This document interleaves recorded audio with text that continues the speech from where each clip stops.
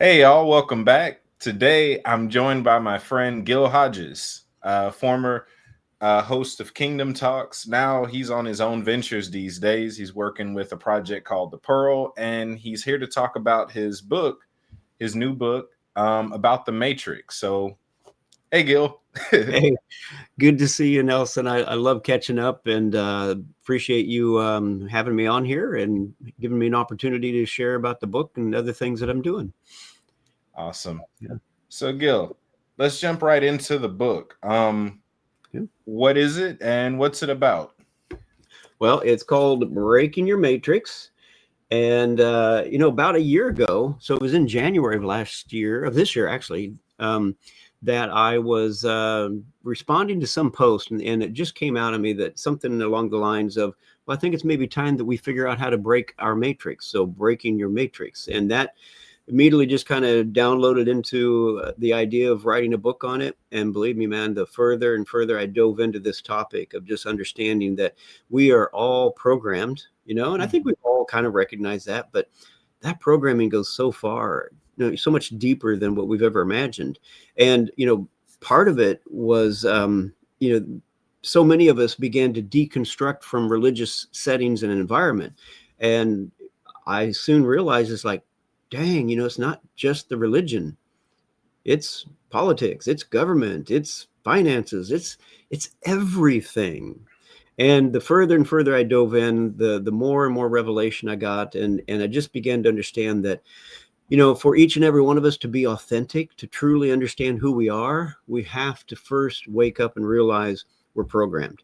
Every single one of us, we're programmed. We have built a matrix, and it's our own matrix. We're the only ones that can change it.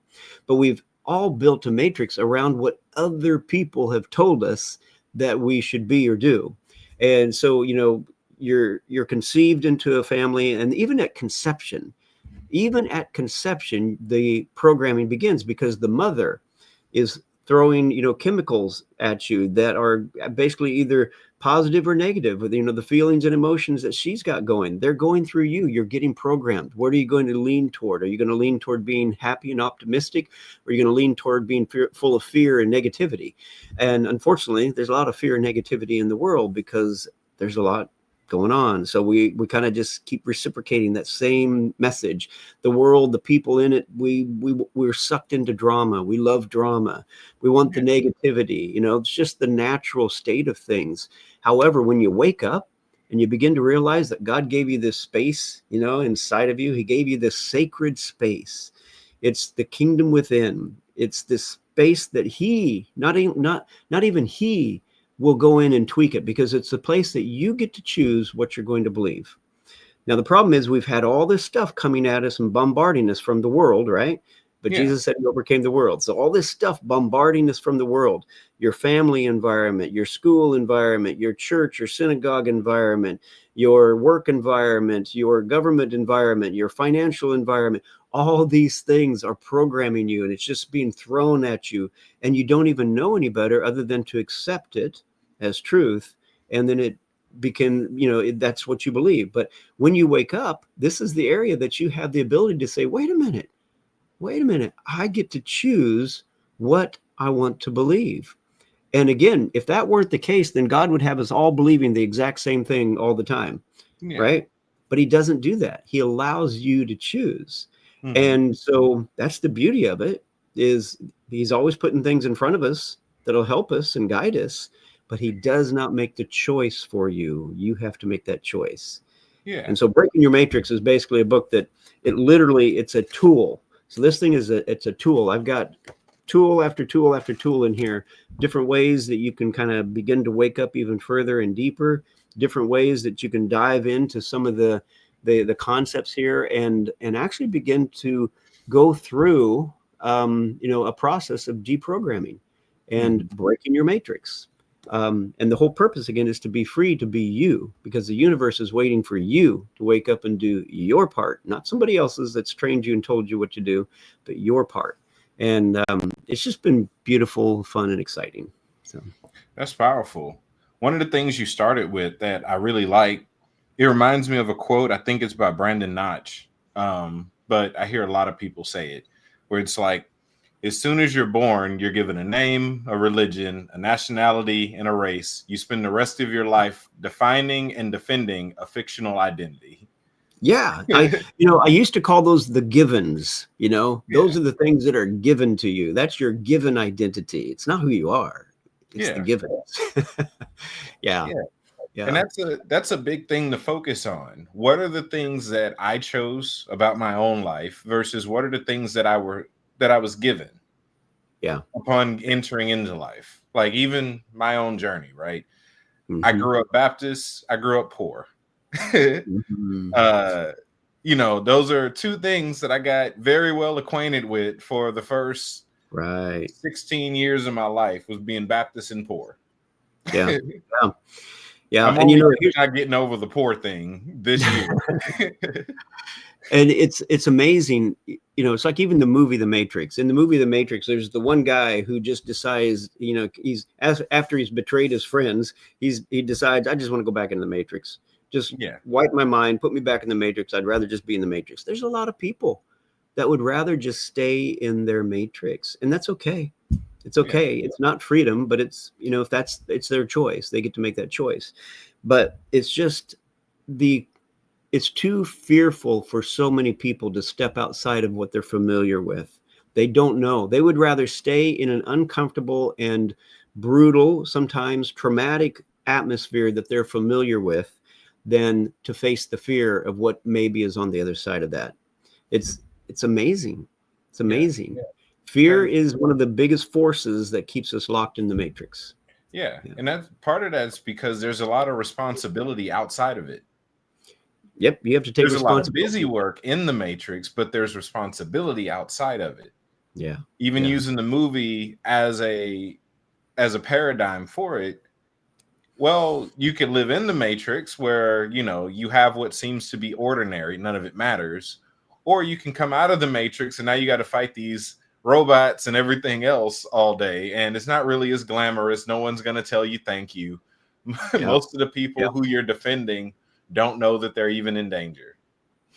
But the thing that the people outside of the matrix recognize is that they're free. And Yes. that freedom is that important to them. And to me, you cannot become who you're meant to be. You cannot be authentic unless you are free. Yeah. And that's the whole purpose. And I believe, and I've taught this. In fact, my first book, which you had me on when I did the choice, this Yeah. one here, we've had groups going for the last year and a half, 2 years since that came out, and that we've been focusing on this and in learning the power of choice. Well, then the power of choice brings you to this place where you begin to actually start breaking down your matrix and stepping into the fullness of who you are. Because, I am convinced that God, the universe, source, is waiting for everybody to wake up, Mhm. waiting for anyone to wake up. And when we wake up and we begin to align with who God says we are, rather than what, our parents told us or the school told us or, anything else, rather than, kind of running along with that false identity, when the universe sees that we are waking up and we're starting to shift and move and step into the fullness of who we are, it's like, I've had a mantra forever. It's called let go and flow. Let go of your preconceived ideas and all the things you've been told and taught. Let go of it long enough to step out and look at what else is there. And then the flow is the frequency. What happens is when you match the frequency of God's love, which basically means you're slowing down into a pace of peace, because it's only in a pace of peace and rest that you can actually find out who you really are. Because as long as you're buzzing around, bouncing off everything, doing everything everybody else wants you to do, you can't really discover who you are. So that Mhm. frequency is important. So once you slow down and you begin to align with who God says you are, then comes the L, which is God's going to illuminate you. You become the light of the world. You, not what someone else told you to be. You are the light that he's waiting for. And when we are illuminated, it's like the universe says, hey, this person's open for business. Let's apply the law of attraction, and literally everything that you need, once you step out into the fullness of who you are, everything you need will begin to come to you. You're now open for business because you know who you are. You're stepping into it. And then the W is for wake. It's like once you start flowing in all of that, It's like a boat going through water. You're creating this ripple effect that goes out into the universe. And it's like, that's what the universe is waiting for. It's waiting for Nelson to step into the fullness of who he is, his authenticity. And once you do that, it's like, boom, everything begins to open up. And that ripple effect begins to affect the entire universe, because you are now being you. You're not trying to be somebody else that everybody and everything told you should be. Yeah. And this is advice that I've given a lot of people, is that until you're actually being yourself, everything that you're going through is entirely unnecessary. Yeah. I'm Yeah. like, even when I look at my own journey, I'm like, I went through a lot, but at least I could say it mattered for my calling, that none of it was filler. Yeah. None of Yeah. it was optional. Think So about great. the and I think that's part of why people choose to stay in the matrix. They have to face the reality that a lot of what they're doing not only doesn't hold any weight, but the ups and the downs had no value. Right. Yeah. And it's like, it's just the old thing of, I think, Stephen Covey used to talk about it in 7 Habits of Highly Effective People, where, the guy climbing the corporate ladder gets up to the top and realizes, oh crap, I climbed the wrong ladder. And it's just, that's going to be so many people, unfortunately, when they get to the end of their lives. Yeah. They're going to get to the end and realize, crap, I was just part of the world. Now, to me, it's what Jesus meant when he said, I have overcome the world. Yeah. Because he basically detached. He detached from everything that the world had told him he was supposed to be or could be, and he began to walk his own path. And in that own path, he discovered who he truly was. Because again, I believe that Jesus came here. He didn't have any benefits over you or me in coming into this world. He had to learn it, just like anybody else. But he learned it, broke through it, and he broke not only his matrix. And this is something I have a bonus chapter in here. It's called, so the name of the book is Breaking Your Matrix, but there's a bonus chapter toward the end that is called Breaking the Matrix. And that's where I put Jesus in that category, because he walked on water, he walked through walls, he flew, he broke the matrix. And it's like, it's all up here. It really is. It's all up here. And we think it's out there. We think it's out there. It's all in what you believe. It's the agreements that you've made that hold you down. It's the agreements that you've made that keep you small. And this book is all about helping you discover those, number one, and then start to peel them away, let them go. And we do a lot of that. I've got, courses and groups online, my website's there, gilhodgesfreedom.com, that, people are part of. And we do a lot of meditation, because I found that is a major key to getting past the ego. Because the ego wants to keep you locked into all that stuff that you've been taught and told. But it's great for, the meditation is great for getting past the ego, getting down into the heart of creation, getting down into your heart, discovering who you really are, and starting to live from there. And it's been really, really powerful. And it's part of the reason, you talked about the pearl. You mentioned the pearl that I've talked about. And so we're creating a modern eco village, an intentional community right here in Mississippi. And I never thought I'd be a Mississippian, but there are fantastic reasons for why I am here. It's like only 10 minutes from here was the event that took place that the movie Mississippi Burning was centered around. There was a lot of hatred right here in this area. And so we're basically bringing love. We're restoring by bringing unconditional love. Yeah. And that's something that I respect about you, because that's also something we talked about briefly off camera, just the idea of all of the other labels getting in the way of just right and wrong, love or non-love, love versus fear. It's like, when you didn't have to sacrifice any part of your real identity to acknowledge the fact that where you're at has a history, and you're also giving a solution to what's already there. You didn't have to sacrifice anything. You didn't have to join any specific faction. You didn't have to become a Democrat or a Republican. You didn't have to, oh, you know what? I'm not white anymore. I think I'm just, no, you didn't have to do any of that. You just get to be Gil with a heart. Yeah. That is so beautiful. I mean, seriously, it is so beautiful. And I can't tell you, I can't even express to you the amount of freedom and love that is right here in this specific area. I've got neighbors who are also part of this community. They've got like between the two of us, we got like 10 people that live in the community. And just the level of love is absolutely mind-boggling, to where, one of the biggest things I say, if somebody wants to come and live here at the Pearl, by the way, we'll probably have 20 to 40 people that are going to live here. It's going to be like a little hobbit village when it's done. We've got a tiny house that's available now. We've got one room that's available in the big house, and we're doing a barn build out. So we got 2 more rooms down there. One's already taken, but it's just going to be beautiful people coming here. And the biggest thing that I have to get an okay from everybody is, are you willing to love without conditions? That means I'm going to love you, and I don't care what you believe, what you think, or what you do. Now, I will put limits on that. If anything harmful, if there's anything that's going to be physically or emotionally harmful, I will stop that. Yeah, But aside zero from that, tolerance for abuse. yes, exactly. But at the same time, it's like if someone comes in here with a belief system that's totally different than mine, that's totally weird and off the wall, but it's not going to be harmful. All right, come on in. Don't proselytize. Now, I do want people to share when they come here. I want them to share. I want them to be free to share and not feel like they're going to be condemned. That's the beautiful thing about it, is like, you get to believe what you want, and I want to hear it, because God, you are a fractal of God. I want to hear how he's expressing himself through you. I don't want to hear what you've been told and taught and everything else. I don't want to hear you regurgitating something else from somebody else. I want to know what you've been able to take in and assimilate, and now how's it you? Let me hear that. I want to hear that it. leads me to really my next question, which is, what was that journey for Gil? How? Wow. And of course, we can be honest in saying that escaping the matrix is kind of like going through, you leave one level and then you're like, I'm free. Then you realize, no, I'm just in another level of the same matrix. Okay, now I'm free.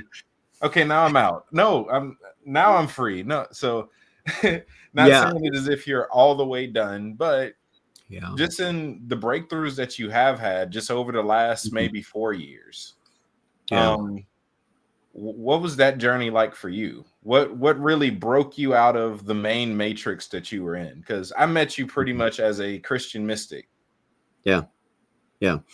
Well, it has been a journey, and it's been a journey that's been chasing after God, and now my view of God is so dramatically different than what it ever was. I see him as something and someone. I'd say something, because we can't put him in a box. You can't even put a he or a she name on him.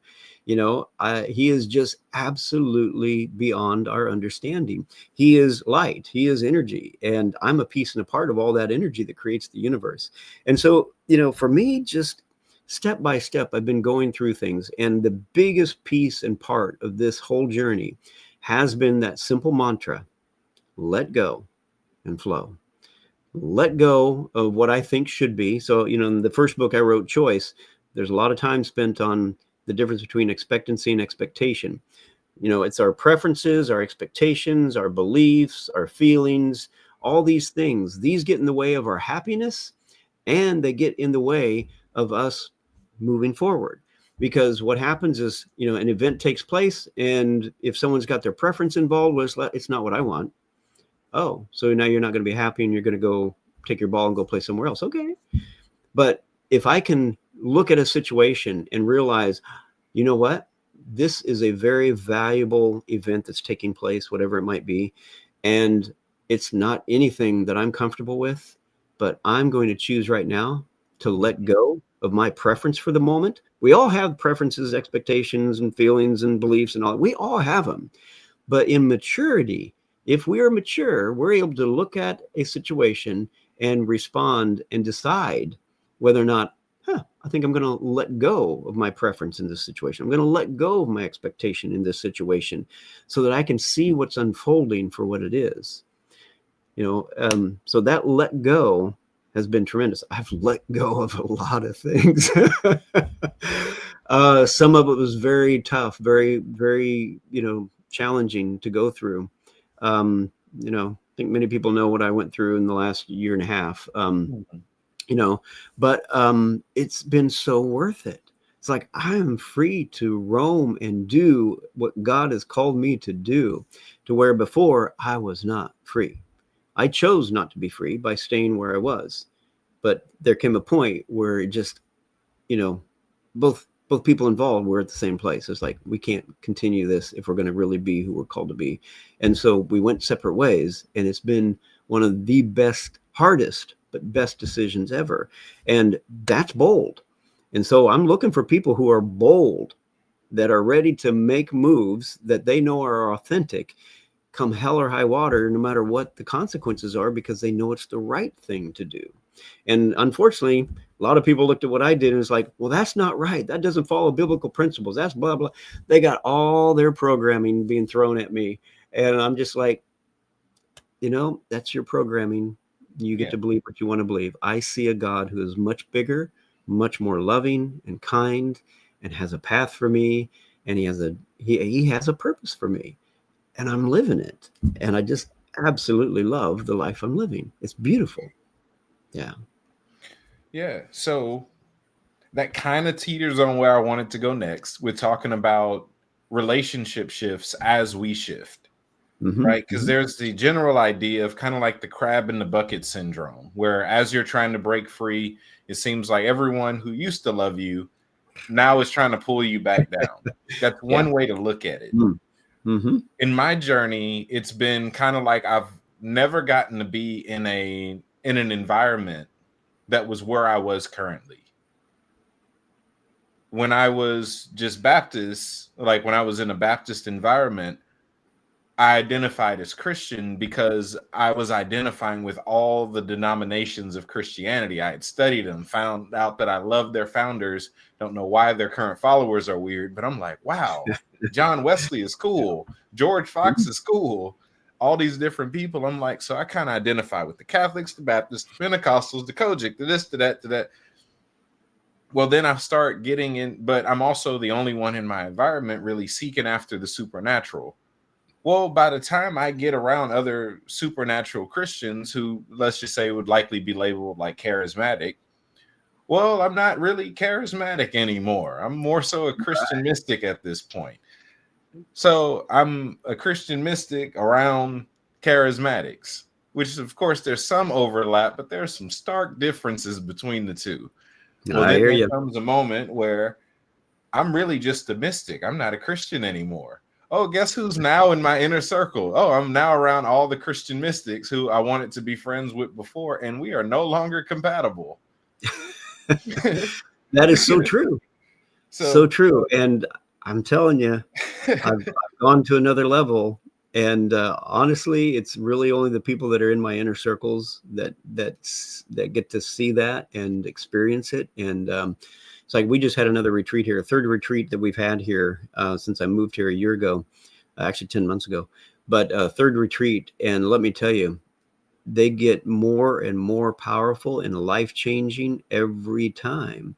I mean, I'm talking transformation that lasts a lifetime, and I'm talking dramatic transformation for people who are wanting to step out of the old life and into what they're really meant to be, authentic.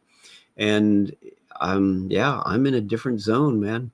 I love Christians. I'm actually, I pulled out of the the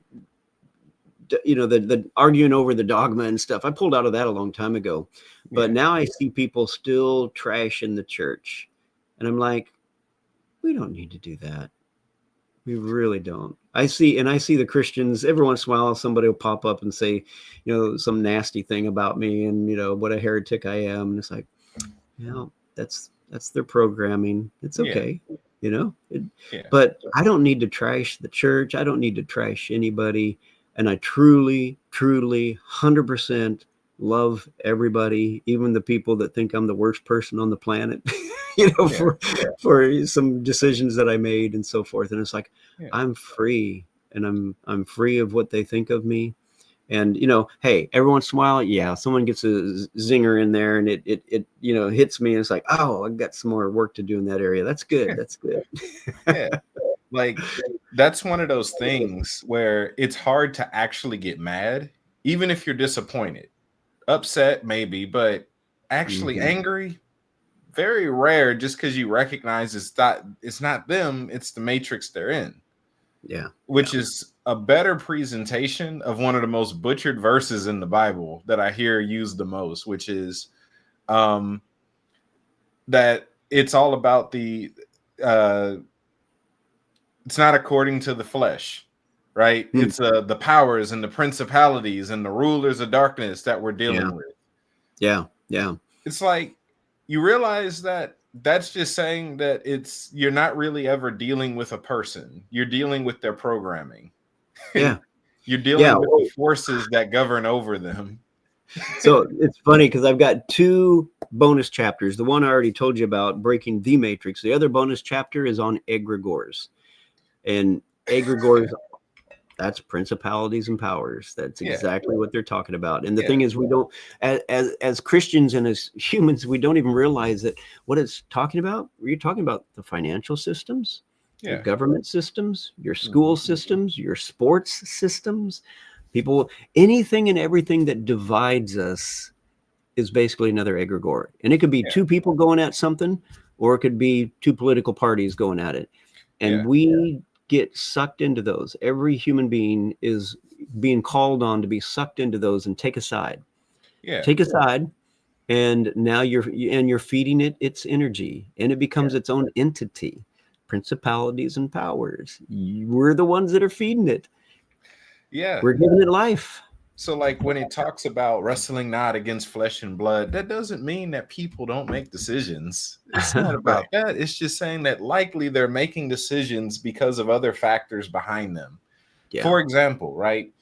I was in Kenya this past September. One day we were doing, well, one day, right? We get done, we stop to drop someone off, and we go to throw away our trash because we had just had some lunch. Well, some girls come up to us while we're trying to throw our trash away, and they take the trash from us and they start eating our trash because they're that hungry. Hmm. Of Hmm. course, breaks our heart, but think about it. They don't just want to eat trash. That's the byproduct of what they're in at the moment.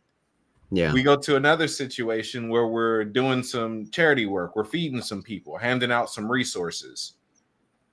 Well, the people are pushing, they're bumping, not too violent, but they're blatantly responding out of desperation because they know it's a limited supply. Given the resources they need, these people would be behaving completely different. They're Hmm. only acting because of the desperation that they're in. Yeah. That's still a Yeah. matrix. It is. Absolutely. that is And the that is the powers and the principalities, that is the evil wicked leaders, that mhm. which I thought was great that the original version of that didn't exclude politics from that. It's like, yeah, sometimes it's the political climate you're under that's part Mhm. of the reason people are behaving the way that they are, but it's Guaranteed. usually not the person just choosing to do something. It's usually them making a decision based on the matrix they're in. Yeah. Yeah. No, and that's 100%. It's like every single one of us are puppets to one degree or another. And I don't know that there's, okay, I will say absolutely. I do believe that we can get completely out. To me, I don't teach goals. I teach directions, and there's a Yeah. difference. But I coach everybody. Find the direction you're meant to go and go that direction. Well, the one direction that all humanity should be hopefully going toward is to be free. Yeah. But the fact is, we're all puppets to one degree Mhm. or another. The egregores, the systems, everything out there is programming us, and we respond. Now, I put up a post, a little reel, just a few weeks ago, and it got a lot of attention. It was just me, and I just said, "Hey, you want to find me? This is where I'm at. I like to go where I'm above it all." And, theoretically, that's the place where we go, where we are above it all. One of the directions that we're headed for is this place where we are unoffendable. If I can let go of all the programming that I've been given and told that I'm supposed to be this way or that way, or that things should be this way or that way, if I can let go of it all, I can't be offended. And then guess what? I don't have anything to forgive anyone for because I've never been offended if I'm in that place. It Mhm. is a beautiful place. It's a very peaceful, beautiful place. Love Powerful. it. Yeah. So, just as we begin to wrap up a little bit, tell us a little bit more about, well, where can people find your book? Well, I'll send you a link. I don't know if you can put it in the notes or anything, but I'll send you a link. It's on Amazon. Okay. That was the easiest place for me to do this, and so it is on Amazon. It will be available in other places, but just not yet. It is just me doing a lot of work, so I'm believing that there's going to be some other people coming alongside here soon in the near future. But yeah, I'm the only one, so Amazon was the best place, easiest place to put the book out. So you can order it there, and then I've got a on my Facebook, excuse me, on my website is a place you can sign up for the newsletter, and in that newsletter you're going to get the information in terms of when my next groups are going to start, and if somebody wants to be a part, to jump in on that. And I'll probably be starting new groups in January. I don't call it a discipleship course because a discipleship course is usually about trying to, help other people become like the master. And I'm like, that's not what I'm in. That's not what I'm doing. I want to give people a path and a way to be set free, to be who they are meant to be. That's to me what's important. So it's not a discipleship course, but it is a 12 to 18-month course that is going to help you be set free. And there's nothing like it. I mean, Jesus said that he came to, put brother against brother and father against son. And guess what happens when you begin to step out of the expectations and matrices that everybody's built for you? Yeah. It begins. It's not a fun, thing at all. But unfortunately, it is a piece and a part. But ideally, we get through that and we get to the other side to where I can still love those who hate me anyway. And I think of the place where the people came to Jesus and saying, "Hey, your brother and your sister are out here, or your mother and your, hey," and Jesus is like, "Who's that? These are my brothers and sisters. This is right here." Yeah. It's like it's a beautiful thing to be set free, and you begin to understand you are one with everyone. So why in the world do you want to hate on someone? You're hating on yourself. Yeah. Yeah. Yeah. Really taking that loving your neighbor as yourself thing a bit more realistic. Big time. I'm going to treat you as if you were me. Yeah. And that is another thing that we really focus on. It's like to me, it all starts there. Learning to love yourself well. Yeah. Which is a big factor for a lot of people. Most people are still, if you think that you're born in sin, shapen in iniquity, you start off believing you don't deserve love. Yeah. So it makes it a lot easier for you to mistreat your neighbor because you don't think you deserve to love yourself. Yeah.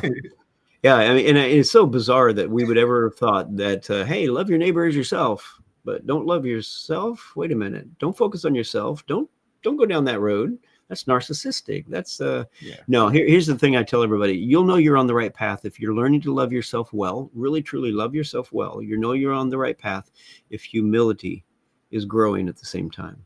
Yeah. Humility will grow as you learn to love yourself because you'll respect yourself.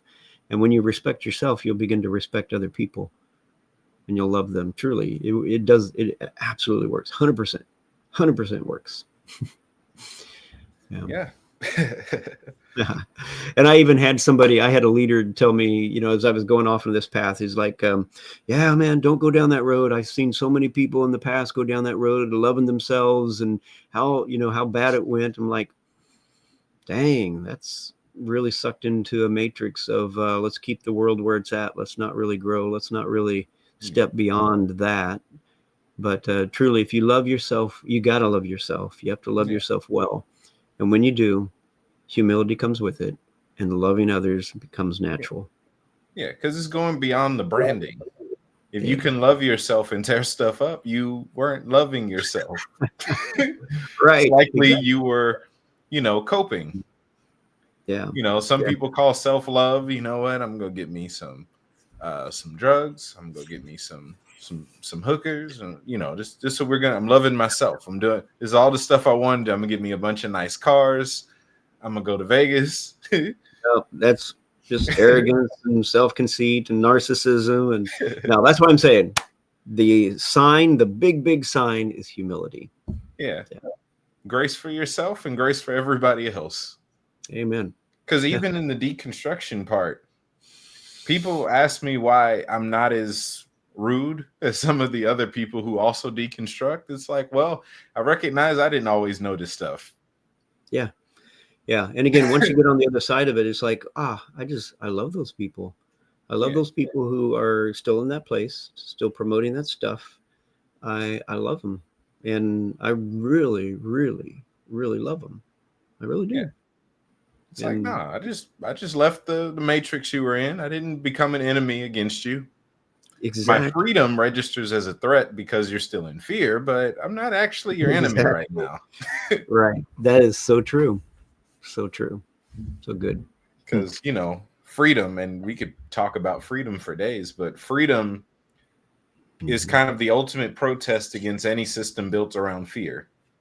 Because that's the crutch. If you're doing well outside of the system, that kills the idea that you need the system.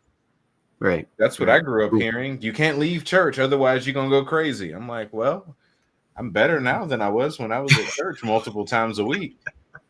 I was a super Christian when I was a Christian. So true. I do know that there are people that step out of the church and they get on different paths that maybe aren't so healthy. That definitely happens. Yeah. But hey, focus on those who are leading good, loving lives. Yeah.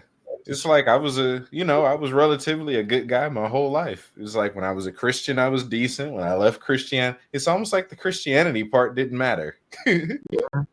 You're very right. Very right. Yeah. Like I remember at that time I was at church Sunday, Monday, Wednesday, Friday, Saturday. Yeah, so 6 days out the week. I was there every day. Well, no, 5 days out the week. So I was there every day but Tuesday and Thursday. Well, and you remember I started out as a pastor in a conservative denomination. So 7 years as a pastor in a conservative denomination. So I know that drill. And it's like I picked up a lot of things. I don't speak about it like it was jail, unless I'm talking to other Baptists and I'm like, oh, you did time too. But outside of that, it's really like I was with my former pastor just a few weeks ago. We still get along because good. I'm trusted. Yeah. But that's one of the things that people need to hear more is those of us who've left out of the systems, out of the fear, and are doing well. That's one of the things about being a forerunner. And a lot of the people who have horror stories were forerunners. It was the first person to step out, which meant they didn't know what they were doing yet. Right. That is very true. The path wasn't beaten. It didn't exist yet. You wait a while and then we kind of got it now because we watched other people fail. But imagine being the second person to try. We haven't quite figured it out yet. And that is it. Yep. So even in that, love and grace. Yes. Well, you'll definitely have to come visit us sometime, Nelson, because I would love to have you come see what we're doing here. People that come here just experience the peace and the joy and the love, and it's just freedom just to arrive here. Yeah. So what part of Mississippi is the Pearl in? We are close to Meridian, Mississippi, which is about halfway up the state, north-south, and clear over on the Alabama border. Okay. So, yeah, we are in the middle of nowhere. And I like it that way. I like it that way. Yeah. The middle of somewhere is where all the trouble is. Yeah. We've enjoyed this pace of peace. Yeah. It's been really good. Well, Gil, it was nice to have you on. Please, those of you watching, please go check out his book. Like he said, it's available on Amazon. And if you're interested in any of the work that Gil is doing, you can find it on his website down at the bottom of the screen there, gilhodgesfreedom.com. And thank you, Nelson, for having me on here. And I love what you're doing, man. I just love seeing you explode, and you're moving, man. Moving, literally moving. We got a lot of work to do. Yes, we do. A lot of stuff. All right, man. Well, thank you again. And blessings. Until next time, y'all be blessed.